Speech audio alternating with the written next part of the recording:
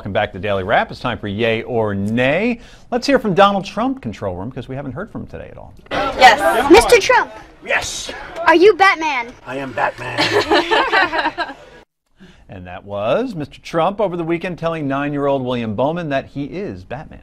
Mr. Trump took the entire Bowman family for a ride in his helicopter after speaking at the Iowa State Fair on Saturday.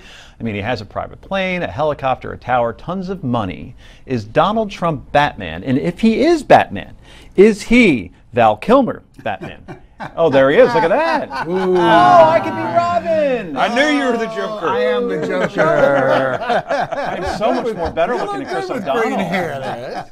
Look at that. I like the green hair. The green hair is a nice touch. All right. So we didn't even have to color your lips. So is he Michael Keaton Batman, Val Kilmer Batman, George Clooney Batman, or Christian Bale Batman? Well, I got to tell you, Batman. I happen to know who Batman really is. So I'm afraid he's not Batman. But it was really cute the way he played with that kid. I liked it. You did? Yeah, I did. Wow, he has his vote, I think, at this point, Well, Trump. With not all the his vote. praise you've been throwing his way. That was cute. Interesting. Jonathan. I think he's the Christian Bale one. Yeah, I agree That's with what that. I'm saying. Which was Yeah, the they best look one. so much alike. Yeah. Well, he kind of talks the same way. No, I was going to go with the George Clooney Batman, just for Right. He'd like that. Worst movie ever made.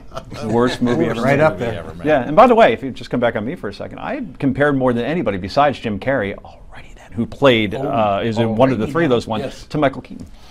That I am the Michael Keaton Batman. Okay. See it? Can you feel it? No. Okay. Anyway. No. Please move Or on. Birdman. Thank you, Birdman, control room. yeah. Anyway, this week marked the return of the Guardian Angels wearing their bright red jackets and hats. There you see Curtis leading them there, Curtis Sliwa. The crime-fighting group has been seen patrolling New York City Central Park for the first time in over 20 years. Is that a coincidence? Not quite. The group admits that crime is much better than it was in the 1980s when the group was at its peak, but their goal now is to keep it that way. Speaking of crime, it has gone up 26% this year, and homelessness has been on a steady increase as well. We see it every day walking here, trust me. Are the Guardian Angels New York City's answer to de Blasio's new New York? Bill Tucker. Yes. Jonathan Gilliam. I guess so. Looks that way. Wow, so definitive ago. First of all, crime in New York City is not up 26. It's actually down. Murder is up in New York City. Well, I mean, no, I understand that, but you have to make these divisions. Rape, too. But other crime is down. So but much more interesting to me, that looked like a reunion of camp counselors who were together in 1962. The thing that I found so funny about it is they got together in Central Park. If you know the parts of New York where it has gone up, the murder rate and everything else, it's not in Manhattan. So why are they patrolling Central Park? The problem is I would have made fun of that, but I just recently worked with a woman and she was getting off work and she was going to go walk her dog and she was afraid to walk her dog in the daylight in Central Park. Wow. So there is a genuine fear among people who live in New York, I don't know especially who, women, because we who live don't near want Central to. Park, and my wife, I will tell you, goes for a walk in the daytime every day I know a woman who in runs for Central Park. But I'm just so saying I there's some imagine people that same person might have had fear a year ago, 2 years ago, 3 years ago, because nothing's changed in Central Park. There are problems, to be sure, Yeah. but it's not really. I mean, something might have happened in Central Park. Things have always happened in Central Park, but I mean, it's just, to bend this stuff is kind of silly. They were doing it for political reasons. Curtis Sliwa doesn't like the mayor. I'm no big fan of the mayor either, by the way, but. They got the band back together back on the again. air on the radio in New York. That was the longest yay I've ever heard. Finally, That was a nay. tonight, Tim, come on.